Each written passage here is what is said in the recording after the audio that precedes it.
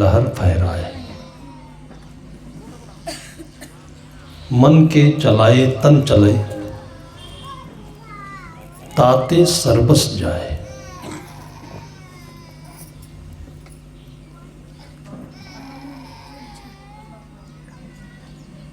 हमारे शरीर की जो संरचना है, इसको वैसे ही समझना अनिवार्य है, लाभप्रद है। जैसे हम बाइक खरीदते हैं तो थोड़ा बहुत उसके बारे में जानते हैं, नहीं जानते हैं तो कब बीच में धोखा दे। फिर जिस बाइक पर हम चढ़ेंगे वो बाइक हमारे सिर पर चढ़ेगी।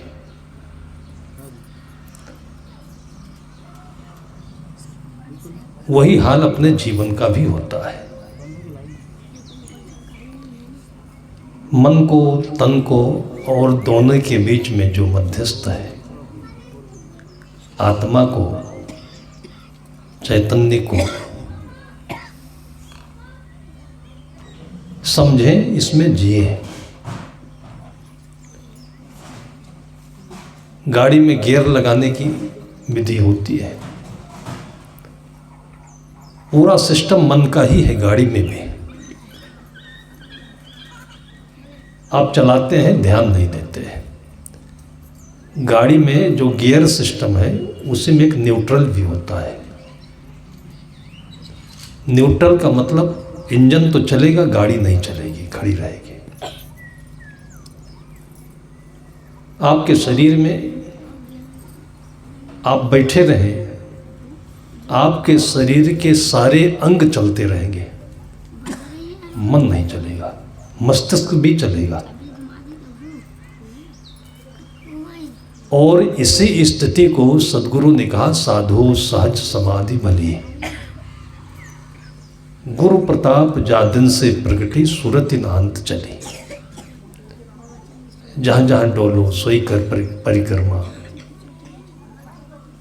जो कुछ करो सो पूजा, उठत बैठत करूं दंडवत, भाव मिटाऊं दूजा। आंख न मूंदू, कान न रूंधू, तनिक कष्ट नहीं धारू, खुले नयन पहचानू, हंस हंस सुंदर रूप निहारू।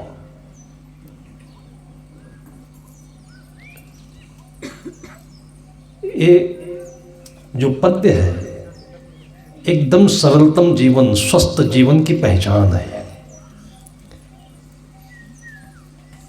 कहे कबीर यह उन्मुन रहनी, सो प्रकट कही गई, दुख सुख से कोई परे परम पद, ते पद रहा समाई। हम गियर में होते हैं तो कभी दुख होता है, कभी सुख होता है। जितना सुख होगा उतना दुख होगा, और दुख होगा ही नहीं तो सुख भी नहीं होगा। जैसे धूप नहीं लगे, गर्मी नहीं हो, तो ऐसे का सुख कैसे मिले। लेकिन एक स्थिति ऐसी है कि आप शरीर को स्वस्थ बना लें तो न ज़्यादा गर्मी लगेगी न ठंडी लगेगी। बहुत ऐसे लोग हैं जिनको गर्मी में भी बहुत गर्मी नहीं सताती है, ठंडी में भी ठंडी नहीं सताती, होती है, लगती है, सताती नहीं है, क्योंकि उन्होंने बैलेंस बढ़िया बना रखा है। और ये आसान है। पाचन जितना अच्छा होगा, आपके पाचन तंत्र में हीटर लगा है, वो आपके शरीर के गर्मी और सर्दी का संतुलन करता है।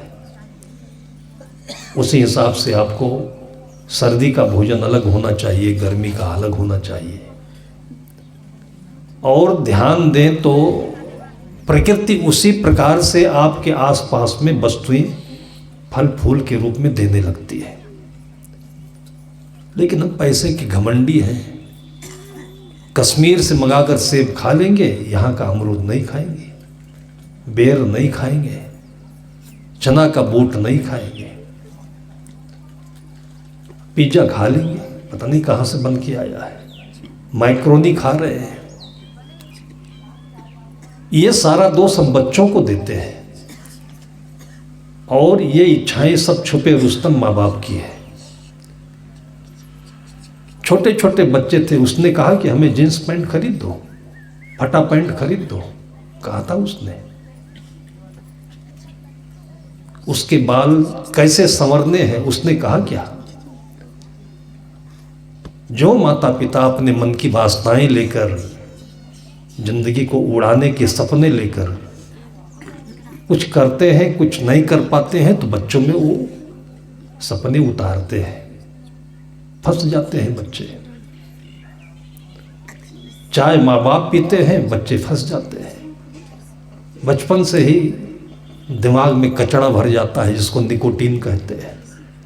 फिर भूख नहीं लगेगी, सही नींद नहीं आएगी, क्रोध ज़्यादा आएगा, और सब भीतर भीतर डैमेज होता जाएगा। इन्हीं सब बातों को देखते हुए हमारे पूर्वजों ने, मनुष्यों ने कहा था, माता बैरी पिता शत्रु, एन बालो न पाठिता। तो माता पिता होना भी एक संतत्व है, बहुत बड़ा पद है। पूरी दुनिया में प्रधानमंत्री, विश्वपति बनना भी माता पिता के बराबर नहीं है। गरिमा खोते जा रहे हैं। अब माए सब चेयरमैन बनने के लिए, अध्यक्ष बनने के लिए, पार्षद बनने के लिए परेशान है, बाप भी परेशान है। तुम अपने घर के अच्छे पिता नहीं बन पा रहे हो, और शायद पता लगाया जाए, अनुसंधान किया जाए, तो घर से बिगड़ करके ही लोग फिर आगे चलते हैं, तो पद पर बैठते हैं। हमारे गुरुदेव जी एक किस्सा कहा करते थे।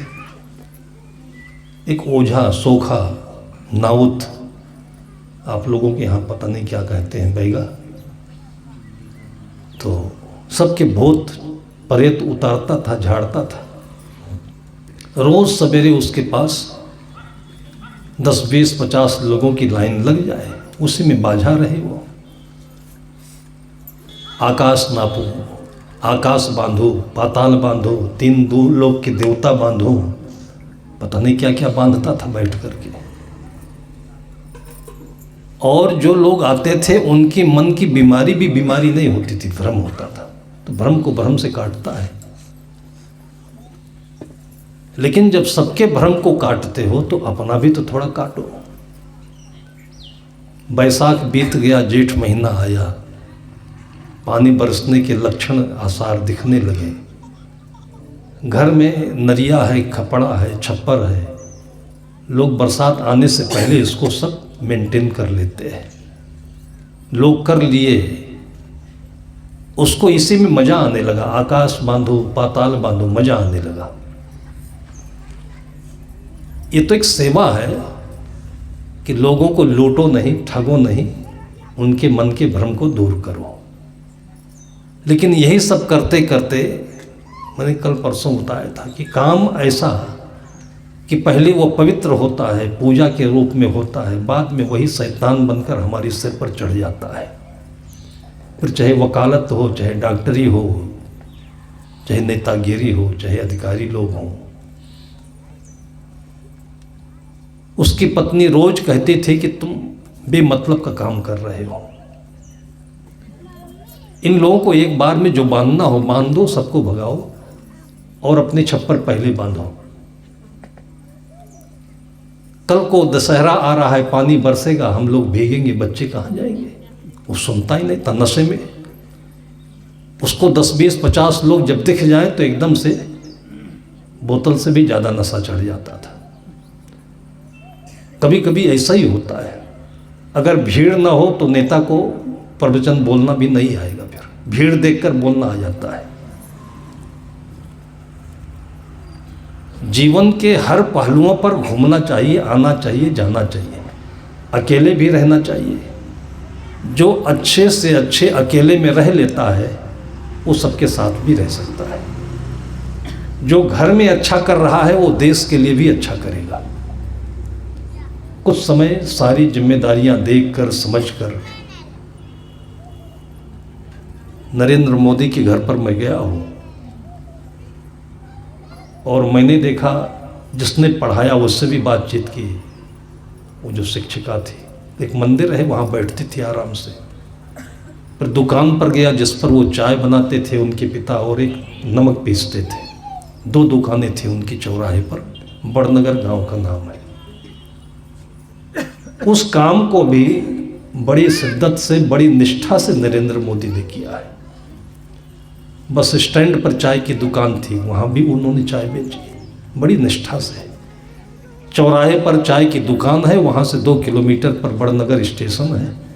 जब गाड़ी आने का समय होता था तो भर के चाय केतली और गिलास लेकर के वो गाड़ी पर पहुँचते थे। फिर गाड़ी वालों में जो यात्री लोग होते थे, बहुत लोग उनको पहचान गए कि चाय उनकी अच्छी होती है तो उन्हीं की चाय पी जाती थी। सफल रहे।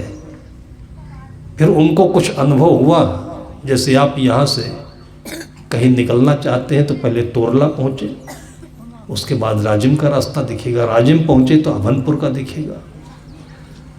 पहले जहाँ पर आप बैठे हो वहाँ तो ठीक से रहो करो, लेकिन शिखर को देखकर एकदम से हौसले हमारे ये खाएं वो करें वो करें वो करें, और माँ बाप बच्चों को बचपन से ही ये टॉर्चर कर करके ये सपने दिखाते हैं। हम भाग्यशाली हैं कि मेरी माँ ने कभी नहीं कहा तुम पढ़ने जाओ, कभी नहीं कहा कि तुम स्कूल में क्या पढ़ते हो। हमें अपना शौक था, लोग पढ़ने जाते थे, नाम लिखा दिया गया, हम भी गए। लेकिन जो वास्तविक पढ़ाई है वो सद्गुरुदेव की छत्र छाया में आया तब शुरू हुई। स्कूल में टीचर केवल इतना कहते थे कि इसको पढ़ो, याद करके कल सुनाओ, यही याद करते रहो, परीक्षा में लिख दो। मन में होता था कि ये कविता किसी कवि ने बनाई होगी, हम क्यों याद करें। याद करने का कारण बताएं तो वो जीवन से शुरू होती है कविता। ऐसे ऐसे अच्छे अच्छे अध्यापक भी मिले कि वो पहले क्लास में आते थे तो पहले बच्चों से परिचय लेते थे। कोई बच्चा बहुत सेखी बघारे तो उसको खड़ा करके पूछते थे क्या करते हैं तुम्हारे पिता, आज तुम घड़ी बांध कर आए हो, तुम पैर में भी, हाथ में भी, कमर में भी घड़ी बांध लो तो इससे कुछ नहीं होगा। उसको समझाते थे कि उस जमाने में घड़ी एक फैशन था। तो वो शिक्षक पढ़ाने के साथ साथ जीवन पर ध्यान देते थे, लेकिन वो भी कम थे। बहुत लोग लायबिलिटी पूरी करते थे, ठेकेदारी भी करते थे, जल्दी जल्दी पढ़ा दिया। लेकिन जब गुरुदेव जी की छत्र छाया में आए, मुक्त हुए, मुक्त होने के बाद तब ज्ञान की शुरुआत, अच्छे जीवन की शुरुआत तो मुक्ति के बाद होती है। और लोग कहते हैं मरने के बाद मुक्ति चाहिए। अपने बच्चों को पहले मुक्ति का एहसास कराओ, वो डरे नहीं, दबे नहीं, अकारण पढ़ें और देखिए उनके अंदर में खोज, अनुसंधान, आगे बढ़ना आरंभ होता है कि नहीं होता है। मैं टहलते टहलते जा रहा था लखीमपुर खीरी की तरफ, पीलीभीत, लखीमपुर, उस तरफ सरदार सिख लोग बहुत हैं। वहाँ से मेनका गांधी खड़ी होती है। तो खेत में एक सरदार को देखा, छोटा बच्चा, एक बच्चे जैसे अकेले था, और धान के लिए आपके यहाँ थरहा कहते हैं, जो नर्सरी लगाई जाती है, वो थरहा डाला हुआ था। तो चिड़िया आकर के, पक्षी उसको खा लेते थे। वो रखवाली कर रहा था। उसके साथ साथ में मिट्टी के, गीले मिट्टी के पहिया बनाकर, धुरी बना करके, स्टेयरिंग बना करके छोटे छोटे पुर्जे रख रहा था। मैंने कहा सरदार जी क्या कर रहे हो? तो उसने कहा कि साहब जी ट्रैक्टर बनाना चाहता हूँ। उसके घर में यही काम होता था। घर में ट्रैक्टर था, पिताजी कभी खोलते थे, बनाते थे। वो खाली था। खाली हुआ तो खाली मन में क्या करे वो? और बच्चे होते तो तूफान भी करता, शैतानी भी करता। लेकिन अकेले था तो उसके मन ने अपने आप ज्योति बनाई। जैसे आग जलती है ना तो ज्योति अपने आप प्रज्वलित हो जाती है, वैसे मन अपने आप प्रज्वलित होता है। जो देखा था उसी की सामग्री लेकर, तो मेरे मन में लगा कि कल को ये पक्का मशीनिस्ट होगा, मैकेनिक होगा, ये वही उसको भूमिका मिल रही है। बचपन में खुला आकाश मिले तो जीने का जो आनंद मिलता है वो जीवन भर भूलता नहीं है। बच्चों से बार बार बीच बीच में मैं बहुत चीज़ें पूछता हूँ, एकदम फ्रेश, एकदम बढ़िया, ज्ञानी,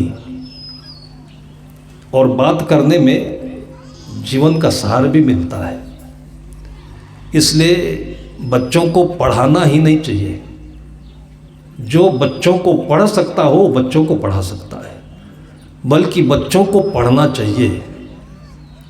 ऐसी ऐसी बातें बच्चे बोल देते हैं। हमारे पास माँ के साथ उसका नाती था, आया हुआ था, तो बड़ों से तो बातचीत कर लेते हैं, अपने दुख सुख की बात बतलाते रहते हैं, माया जाल की बात। मैं थोड़ी देर उनसे बात करके बच्चे पर आ गया। मैंने पूछा पढ़ने जाते हो? उसने कहा जाता हूँ। तुमने कहा पढ़कर क्या बनोगे? कितना वो दूरदर्शी और कितना प्रज्ञावान था वो बच्चा, डरा तो नहीं। मैंने पूछा कि पढ़कर क्या बनोगे? उसने कहा मेरी मम्मी जानती है मैं क्या बनूंगा। आपको पता है कैसे कह दिया उसने? आपके छत्तीसगढ़ में भी और हमारे में उत्तर प्रदेश में भी एक कहावत है, जैसे जके माई बाप वैसे उके लड़िका, जैसे जके घर द्वार वैसे उके खरिका। उसने माँ के ऊपर आरोप नहीं लगाया, लेकिन उसने कहा कि मेरे माँ के जो भाव हैं वो सपने में पूरा करूँगा।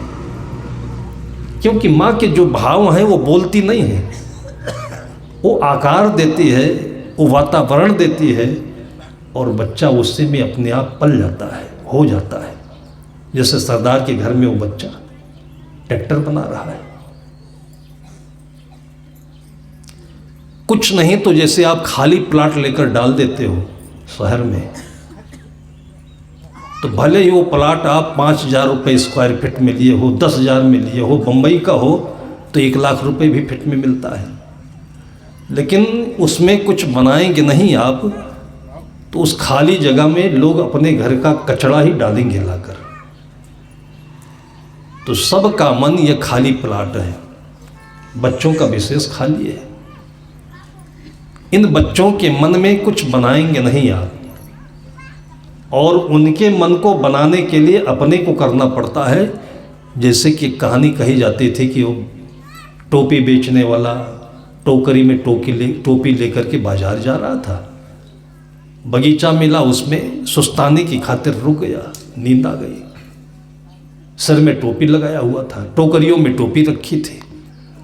बगीचे में बंदर बहुत रहते थे। बंदर ने देखा कि बहुत सारी टोपी, फिर देखा कि यह भी टोपी लगाया हुआ है। सारे बंदर आकर के एक एक टोपी लेकर सब लगा लिए, कूद गए चढ़ के पेड़ों पर। और उसकी नींद खुली तो देखता है कि टोकरी खाली है। देखता है कि सारे बंदर पहन लिए बिना पैसा दिए। बड़ा चिंतित हुआ, सोच रहा था क्या करे, बंदरों को पीट भी नहीं सकते, पीटेंगे तो और भगेंगे। तब तक संत आ गए। उसकी उदासी देख करके संत ने समस्या पूछी तो बताया कि यही हमारी रोजी रोटी थी और सब बंदर ले गए। कहा इसमें तो बहुत आसान है, तुम ऐसा करो कि टोपी निकाल कर फिर सो जाओ, थोड़ी देर तुम लेटे रहो, सोने का नाटक करो, अभी सारे बंदर टोपी नीचे गिरा देंगे। और वही किया। और बंदर देखे, बंदर होता है नकलची। बंदर मीन्स बचपन का, बच्चों का बचपना। इसीलिए रामायण में ये आख्यान आता है कि कोई पेड़ पर बंदर बहुत उछल कूद मचा रहा था, उसके नीचे संत तपस्या कर रहे थे, उनको बाधा पड़ी, उन्हें मना किया, माना नहीं, तो उन्होंने कहा कि मैं श्राप देता हूँ। श्राप नहीं था, उसकी योग्यता का संतुलन था, संयम था। जैसे गाड़ी खड़ी कर देते हैं तो हैंड ब्रेक लगाकर खड़ी कर देते हैं, तो उन्होंने हैंड ब्रेक लगा दिया उस बंदर के दिमाग में। उन्होंने बताया कि जब तक कोई इमरजेंसी नहीं पड़े तुम फालतू में उछल कूद मचा रहे हो, तुम्हारी शक्ति निरर्थक जा रही है। जब तक कोई इमरजेंसी नहीं पड़े तब तक तुम अपनी शक्ति को भूल जाओ। बंदर शांत हो गया। अब ये बात वहाँ की पड़ी रही जब सीता की खोज के लिए चर्चा हो रही थी, बड़ी सभा थी। कोई कहता था कि मैं समुद्र पार कर सकता हूँ लेकिन वापस नहीं आ सकता। कोई कह रहा था कि अपनी अपनी समस्या कमजोरी सब बता रहे थे। और जो हनुमान थे वही बंदर जो बचपन के, वो चुपचाप बैठे थे। उनके इस वरदान का, उनकी इस घटना का ज्ञान उनके साथी को था। साथी देखे कि इतना पवन तनय सुत पवन समाना, का चुप साधे रहो हनुमाना, तुम चुप्पी साधे बैठे हो। ऐसे इमरजेंसी समय में भी तुम चुप्पी साधे बैठे हो। संत ने आशीर्वाद दिया था कि जब कोई याद दिलाएगा तुमको जरूरत होगी तब तुम्हारी शक्ति प्रज्वलित हो जाएगी, प्रकट होगी। यह सुन भयो पर्वताकारा। उनके वचनों को सुन करके, जामवंत के वचनों को सुन करके एकदम से पर्वत के आकार में आ गया। इसको हौसला कहते हैं, उमंग कहते हैं। बचपन में वो शक्ति का संतुलन कैसे हो, वो शक्ति शांत कैसे हो, उसके लिए घर का ऐसे वातावरण होना चाहिए। अब शक्ति वो शांत करने के लिए आप लोगों ने बच्चों को मोबाइल पकड़ा दिया। पकड़ाया नहीं आपने पकड़ा। टेलीफोन होता था तब इतनी दुर्दशा नहीं थी बच्चों की, मोबाइल आ गया। मोबाइल के साथ साथ आपके घर में गाय के बच्चे होते, बछड़े नहीं होते, कुत्ते के बच्चे होते, तो ये बच्चे उस कुत्ते के पिल्लों के साथ भी खूब मजा करते, खूब खेलते। लेकिन आज हम लोग सूट बूट वाले हो गए, पैसे वाले हो गए, तो उनसे घृणा करने लगे। बच्चों में जो प्यार मिलता है, गाय की आंखों में जो रस स्नेह होता है, सहानुभूति होती है, ये मोबाइल नहीं देगा। ये तो चाट लेगा आपके दिमाग को। ये मशीन ही इतनी खतरनाक चीज़ है। मजबूरी है कि हम लोग, ट्रैक्टर है, मोटर है, गाड़ी है, लोहे के जितने सामान हैं, हमारे पूर्वज लोग इसको खतरनाक कहते थे, इसलिए लोहे के सामानों की पूजा करते थे। हल की पूजा आपके यहाँ होती थी कि नहीं? इसलिए करते थे कि ये हमारे ऊपर, हमको ही ना जोत दे। और वही हो रहा है। ये गाड़ियाँ आदमी को ही घुमा रही है, आदमी गाड़ी नहीं घुमाता है, उसी के चक्कर में फंसा हुआ है। ये मोबाइल है छोटी देखने में, लेकिन सब इसी में डूब रहे हैं। और यही देख करके सुबह सुबह मैंने बताया कि जुकरबर्ग ने बड़े दुखी हृदय से उन्होंने माफ़ी मांगी कि मेरे इस ऐप की वजह से, ये ऐप हमको इस मोबाइल में नहीं डालना चाहिए। आज देखिए यूट्यूब चल रहा है, इंस्टाग्राम चल रहा है, और कितने कितने, हम लोगों को तो आता ही नहीं है, तो मज़े में है। जो आवश्यक चीज़ें थी, कभी यहाँ की बात अहमदाबाद कलकत्ता पहुँचानी हो तो फिर फैक्स करना पड़ता था, फैक्स होता नहीं था। और पहले चले जाइए तो पहुँचाना ही नहीं पड़ता था, और पहले चले जाइए तो पहुँचाना हो तो दिल से याद कर लीजिए, बेटे में सपना आ जाता था। कितनों माँओं ने मुझे बताया कि मेरा बेटा परदेश में रहता है और मैं उसको दिल से याद करती हूँ तो उसकी चिट्ठी आ जाती है। और आज भी मैं देखता हूँ, कई बार मैंने देखा किसी को याद किया तो फ़ोन ज़रूर आ जाता है। उससे मुझे फ़ोन करने की इच्छा नहीं होती है। बहुत गिने चुने लोग, कभी बहुत इमरजेंसी पड़ी तब फ़ोन किसी का आता है, लेकिन जानने की इच्छा होती है समाचार। अभी कल परसों एक्सीडेंट हुआ था, आज कैसे क्या हुआ होगा, फ़ोन आ जाता है। सबसे बड़ा टेलीपैथी तो आपके हृदय में है, इससे बड़ा दूरदर्शन कोई नहीं हो सकता है। उसको आप दबा दबा करके कमज़ोर होते जा रहे हो और इन शैतानों को अपने सिर पर चढ़ाते चले जा रहे हो। मजबूरी है सबकी है, हम लोग भी रखते हैं, लेकिन इसको शान शौक के साथ नहीं ले चलिए, मजबूरी है ये, तब फिर ये आपके ऊपर हावी नहीं होने पाएगा। जैसे कहते हैं ना कि बच्चों को बहुत दुलार नहीं देना, नहीं तो खोपड़ी पर चढ़ जाएंगे, तो बच्चे तो चढ़ नहीं पाए बेचारे, लेकिन ये मोबाइल और ये आधुनिक साधन जरूर चढ़ गए, दुलार के कारण से ही चढ़े हैं। ये मजबूरी है, इनको साफ सुथरा रखो, सही रखो, एक किनारे रखो, बहुत इमरजेंसी पड़े तब इस पर बैठो, इसका काम लो, और नहीं तो 2-4-10 किलोमीटर रोज पैदल चलना पड़े तो खुशी की बात है। जो चल लेता है वो बहादुर है। खाने पीने में अच्छा खाओ, जो अच्छा उसे कहते हैं जो शुद्ध पाचन करे। शुद्ध पाचन होगा तो खाने को हम इसलिए भोजन कहते थे, भोजन उसे कहते हैं जिसको करने के पश्चात भजन करने की श्रद्धा उत्पन्न हो, भोजन और भजन। इसलिए उसको प्रसाद कहते थे जिसको ग्रहण करने के बाद प्रसन्नता उत्पन्न हो। ये संस्कृत निष्ठ शब्द है और इनको हम भूलते जा रहे हैं।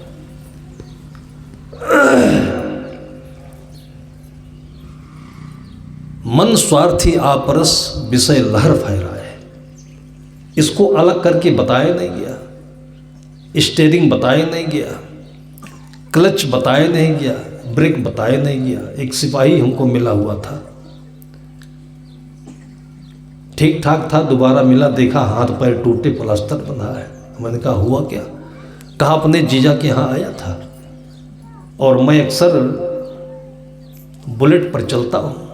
सिपाही लोग थाने पर पहले बुलेट ही रखते थे, लेकिन उसके जीजा के यहाँ हीरो होंडा था गाड़ी। तो बुलेट में क्या होता है कि बड़ा भारी होता है, तो भारी उसमें जो एक्सीलेटर होता है हाथ वाला तेजी से दबाना पड़ता है, क्लच भी ब्रेक भी तेजी से लगाना पड़ता है। अभी अभी किस गांव में थे हम लोग, चटौद में, तो शाम को पदरौनी में कहीं जाना था, तो गांव की भक्त गाड़ी वाला आ गया और देखा कि 5 मिनट में इतनी जोर पिकअप बढ़ाया, 80 पर पहुंचा दिया। मैंने कहा कि अस्पताल ले चलना चाहते हो क्या? कहे इतनी तेज ले जा रहा हूँ। नहीं साहब बहुत तेज नहीं है। मैंने कहा अच्छा कम करो, फिर 25 पर आया, फिर जैसे एक्सीलेटर लगाया तैसे फिर 75 पर पहुंच गया।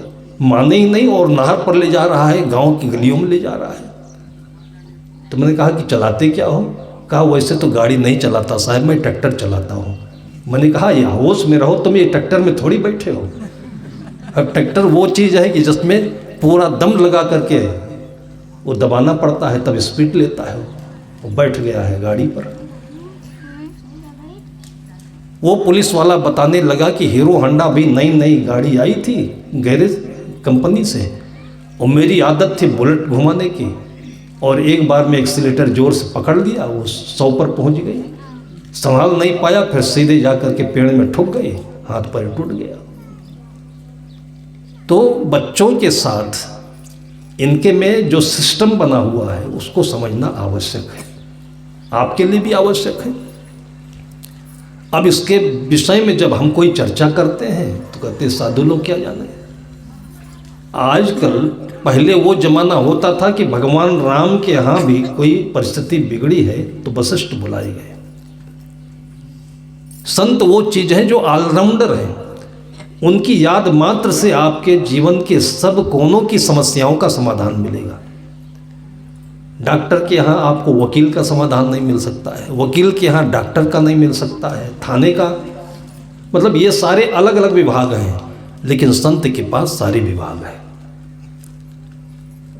और वो क्या है, उनको आप एक तहे दिल से याद करो, मन स्वच्छ हो, देखिए आपका हार्ट अटैक तुरंत रुक जाएगा, आपका बीपी नॉर्मल हो जाएगा। आश्रम पर आते हैं लोग, उनको प्रेम मिलता है, शांत वातावरण मिलता है, सादा भोजन मिलता है, बस 2 दिन 3 दिन वो दवा खाते हैं, और उसके बाद कब दवा उनकी छूट जाती है उनको भी नहीं याद आता है, और चलने लगते हैं तब उनको लगता है कि दवा तो सब रखी रह गई हमारी।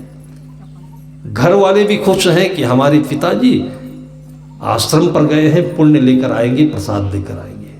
उनकी भी लगन, उनकी भी सोच अच्छी बनी, और ये आश्रम का वातावरण पाए और यहाँ से बिल्कुल अच्छे हुए, और दोनों का संगम हो गया। तो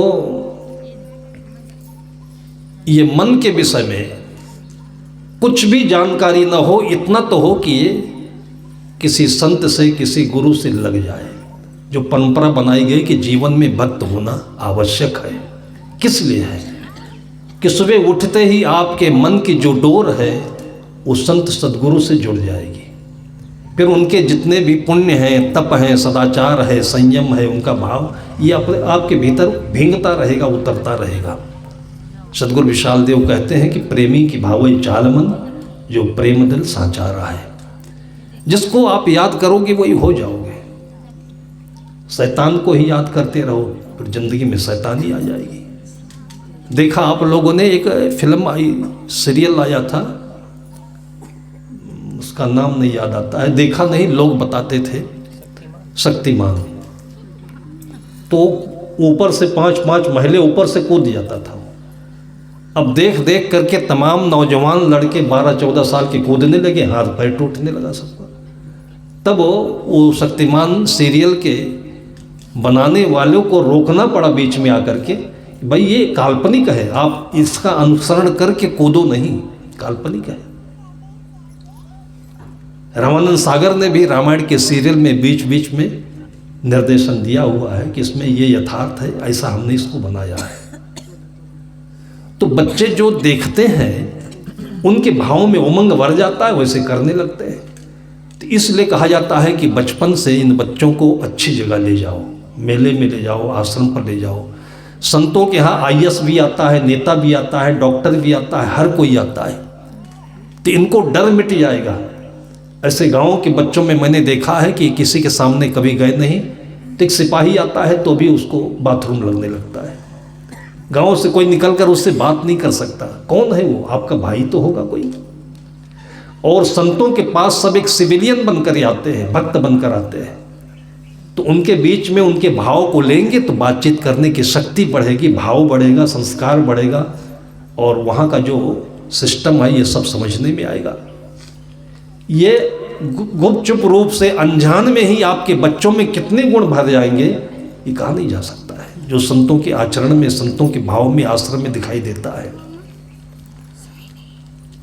खाली छोड़ दिया बच्चों को, बच्चों को समझ में नहीं आता करें क्या हो। भोपाल में हम थे तो कार्यक्रम के बीच में एक इंजीनियर साहब, वो रिटायर हुए चीफ इंजीनियर होकर के, बहुत आलीशान महल बनाया उन्होंने। बचपन में कभी संत उनके घर पर आते जाते रहे, नौकरी पाने के बाद भूल गए। फिर सतगुरु कबीर साहब की वही बाणी कि दुख में सुमिरन सब करे, सुख में करे न कोई। जबकि सुख आए तो सुख को संभालने के लिए आपके पास कोई शक्ति होनी चाहिए, वो धर्म है। इसलिए मारवाड़ियों को आप देखेंगे वो कहीं कंगाल नहीं होता है, और मारवाड़ियों को देखेंगे तो कहीं नास्तिक नहीं होता है। कोई भी संत पा जाए तो बुला कर लाएगा, खिलाएगा, और उसी भाव से, उसी श्रद्धा से उसके धन की रक्षा होती है। मारवाड़ी हमेशा धनी रहता है। अब वो रिटायर हुए तब उनको याद आया कि मेरे माता पिता, मेरे दादा संतों की पूजा करते थे। अब यहाँ संत के समाज में संत मिल गए हैं तो इसका उद्घाटन उनसे करा लिया। हम लोग उनके घर पर गए, बहुत बढ़िया सजाया उन्होंने, तोरण से, झालर से, बीच आंगन में बढ़िया कारपेट, और हम लोग बैठे। अब बिल्कुल सुनसान था। आप लोग तो आते ही आए हैं संत प्यारे, घर में हो हमारे, स्वागत है कई बार। ये हमारे बच्चों में यहाँ की सब प्रार्थना याद है। आपके घर में बच्चे सब जैसे संत पहुँचेंगे गीत गाने लगेंगे। छोटी छोटी बच्चियों को मैंने देखा, 1.5 साल के बच्चों को मैंने देखा है, वो भी ताली बजाने लगती है। और ऐसे जो कॉन्वेंट में पढ़ता हो उससे आप ताली बजवाइए, नहीं झुक नहीं सकता वो झुक ही नहीं सकता है, ताली कैसे बजाएगा वो? क्योंकि वहाँ पर वो मैथमेटिक्स पढ़ रहा है, विज्ञान पढ़ रहा है। उसको तर्क बताइए, पूरी जिंदगी भर समझाते रहिए कि माँ बाप के पैर क्यों छुए जाते हैं, नहीं समझ में आएगा उसको। और संतों के पास जाकर के कुछ भी समझाना नहीं पड़ता है, अपने आप झुक जाते हैं वो। कितना आसान है ये। अब उनके घर में हमने जो परिस्थिति देखी कि बच्चे तो सब अपने क्लास फेलोज और साथियों को लेकर के 8-10 हो गए।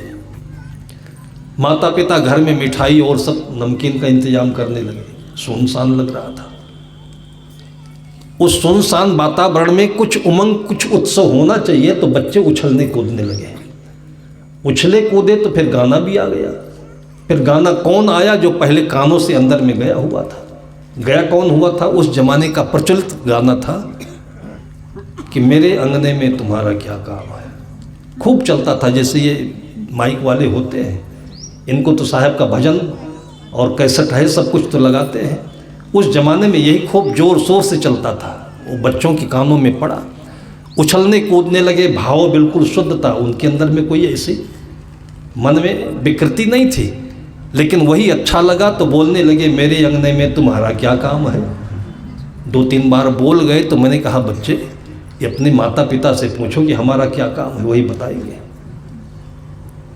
जब बच्चों का मन आप खाली रखोगे तो यही कहेंगे, यही याद करेंगे वो। और कब करेंगे? जब आपका बुढ़ापा आएगा तब कहेंगे, मेरे अंगने में तुम्हारा क्या काम है, मेरे घर में तुम्हारा क्या काम है। और यही वजह है कि जितना शिक्षित होती जा रही पीढ़ी और वृद्धाश्रमों की संख्या, आवश्यकता उतनी बढ़ती जा रही है। घर में भी चौकीदार जैसे रहते हैं, अनाथ जैसे हो गए बूढ़े लोग। पैसा बढ़ा, शिक्षा बढ़ी, पद बढ़ा, लेकिन कद घटा, जीवन घटा। सदगुरु कहते हैं कि जब लग दिल पर दिल नहीं तब तक सब सुकुनाए। बहुत सारी ऐसे घटनाएं रोज समाचार में आती रहती है। मन स्वार्थी आपरस विषय लहर फहराए। मन को सच्चा मत कहिए। आपके मन में बहुत सारी बातें आती है। सदगुरु कहते हैं, इच्छा इच्छा सब कहें, इच्छा जानत नाय, जानत जीव की हम करत इच्छा देत भरमाए। इच्छाओं को देखिए दृष्टा होकर के कि बचपन में पता नहीं क्या क्या इच्छा होती थी। आज बड़े हो गए हैं तब लगता है कि वो गलत था। माँ ने जो हमको पीटा है, माँ ने जो हमको रोका है, पैसे नहीं दिए, वो सही था। लेकिन उस समय बच्चा यही समझता था कि माँ मेरी दुश्मन है, पिता मेरे दुश्मन है।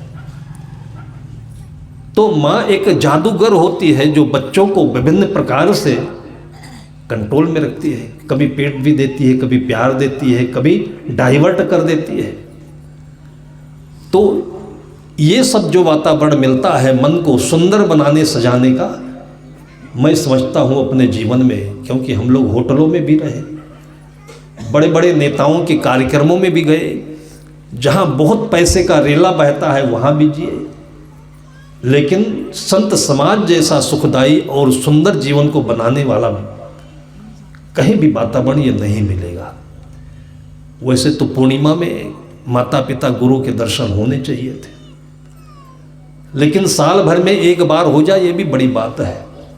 नहीं हो तो मन में याद कर ले, बहुत बड़ी बात, इसमें तो कुछ लगना ही नहीं है। ये अपनी निजी संपत्ति होगी, यह धन खोवे नहीं कहूँ, चोर सके नहीं लूट। सदगुरु कहते हैं कि शुभ गुण साथी जीव के, जहाँ चोर मगमाज, आयु भर रक्षा करें जब तक अंत न साँझ। धन से धन साथी बड़े, जो बिंधा मंजूर। आप जहाँ भी जाओगे, संत लोगों ने कोई नौकरी नहीं की, कोई धंधा नहीं सीखा, कुछ बना नहीं पाते, कुछ कर नहीं पाते हैं, लेकिन जहाँ भी जाते हैं सम्मान मिलता है, मान मिलता है और सब कुछ मिलता है।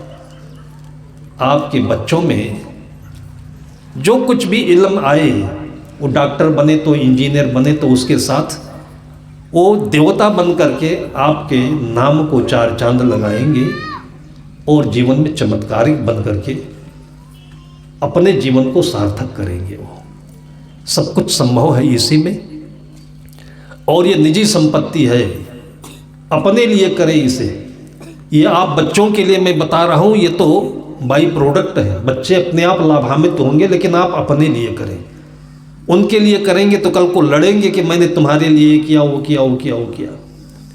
लड़कर बताने की ज़रूरत नहीं है, बल्कि शाम को मोबाइल के साथ बैठिए तो मोबाइल में आप वीडियो रिकॉर्डिंग ऑन कर दीजिए, टेप ऑन कर दीजिए, और बचपन से आपने जो कुछ झेले हैं, मुसीबतें, परेशानियाँ, कठिनाइयाँ, वो कभी कभी किस्सा के रूप में, कहानी के रूप में बच्चों को बताइए, तब उनको याद आएगा। लाल बहादुर शास्त्री उन्हीं में से एक थे। पढ़ने जाते थे गंगा नदी की छड़ान से कितना तैर करके। माँ ने उसको 2 आने पैसे दे कि बेटा डूब जाएगा, खो जाएगा, लेकिन परिस्थिति ऐसी थी कि उनके साथ जो और बच्चे विद्यार्थी आते थे उनको फटी कमीज भी नहीं मिलती थी, चड्ढी नहीं मिलती थी, कापी ख़त्म नहीं था। पढ़ने वाले बच्चे तो ऐसे पढ़े हैं कि कागज नहीं होता था तो मिट्टी में लकड़ी से गोद गोद कर लिखते थे, पढ़ते थे। वो लाल बहादुर शास्त्री हो गए। आज अपने बच्चों के लिए आप इतना गंजोगंज कर दे रहे हैं, इतना डुबो दिया है पैसे में, वो डूबते चले जा रहे हैं, दबते चले जा रहे हैं। इनके आगे बढ़ने की जगह नहीं कहीं बाकी रह गई, बरकत कैसे करेंगे? लाल बहादुर शास्त्री अपनी माँ के दुख को देख करके ये करना सीखा, परिस्थिति को देख करके ये करना सीखा, और तब वो लाल बहादुर शास्त्री प्रधानमंत्री बनाए गए, बने नहीं। लोगों ने उनको आमंत्रित किया, उनको बनने के लिए तैयार किया, और तब वो चमत्कारिक प्रधानमंत्री बने। प्रधानमंत्री हो गए, घर में अभी पता नहीं, 2-3 महीने नहीं आए तो माँ बिलखने लगी कि मेरा बेटा नहीं आया, बहुत दिन हो गए। लोगों ने कहा कि बेटा तुम्हारा प्रधानमंत्री बन गया है, अब यहाँ आएगा वो। लोगों ने कहा तुमको बहुत मोह लगता हो तो बनारस ट्रेन पर बैठ जाओ, दिल्ली में उतर जाना, मिलाओ। लोगों ने मजाक किया होगा, वो सचमुच में बैठ गई ट्रेन पर और दिल्ली में शाम सवेरे उतर करके और लोगों से पूछ रहे थे कि बेटा मेरे बेटा का लल्ला का कोई पता बता दे। बुढ़िया की बात कौन सुनता है? कोई कांस्टेबल की ड्यूटी लगी थी, उसको उस बुढ़िया में अपने दादी की तस्वीर दिखाई दी खड़े होकर के। उसने पूछा कि दादी किसे कहते हो लल्ला, कुछ और अता पता बताओ। तब बुढ़िया के मुख से निकला कि लोग कहते हैं भैया कि वो लल्ला यहाँ का प्रधानमंत्री है दिल्ली का। तो कांस्टेबल ने कहा लाल बहादुर शास्त्री कहाँ मेरा बेटा है वो। उसके रोई कांप गए कि प्रधानमंत्री की माँ यहाँ भटक रही है और हमारी ड्यूटी लगी है। एकदम से सायरन बजा, लाल बत्तियों की गाड़ियों की कारमा गोदी में उठा करके ले जा करके बैठाना, सारे भौचक्के रह गए कि ये कमाल किसने कर दिया। वो परिस्थिति के विद्यालय ने किया, वो सीख मिली थी। तो साधु संतों की तपस्या वन में होती है और गृहस्थ आश्रम की तपस्या घर में होती है। वो भक्ति के साथ करेंगे तो आपको कठिनाई नहीं लगेगी। कहो तो भक्ति पथ कौन प्रयासा, योग न मख जप तप उपवासा, सरल स्वभाव न मन को टिलाई, यथा लाभ संतोष सदाई। जो आपको मिला हुआ है इसमें खुश रहिए, कम नहीं है ये शरीर मिल गया इतना ही बहुत है, माँ मिल गई, पिता मिल गई, इतना कम है क्या? अब इसी धरती पर आप खड़े होइए, धीरे धीरे आकाश चूम सकते हैं। गणित ने बता दिया, साइंस ने बता दिया, स्कूल ने बता दिया कि आप तो फिसड्डी हो, आप नौकरी नहीं पा रहे हो। कितने लोगों ने ऐसे, उसमें धीरू भाई अंबानी भी आते हैं, 10वां भी नहीं पास थे और आज देखिए पूरे विश्व के सितारा है। बच्चों को गर्दना दबा दबा करके उनको आत्महत्या करने के लिए मजबूर कर देते हो, नहीं पढ़ पाए, परसेंटेज नहीं पाई। भावना में आइए और संत महापुरुषों का ये आशीर्वाद सबके हृदय आंगन में बरसता रहे सदैव। बस यही भाव लेकर के संत विचरण कर रहे हैं। और आप सबको आयोजकों के साथ में बहुत बहुत भावपूर्ण धन्यवाद है कि आप लोग भी इसमें सहभागी हैं। ये परंपरा आगे ऐसे बढ़ेगी और इसी बहती हुई गंगा में सब निमज्जन करते रहेंगे, सबका कल्याण होगा। इन्हीं शब्दों के साथ मैं अपनी वाणी को विराम देता हूँ।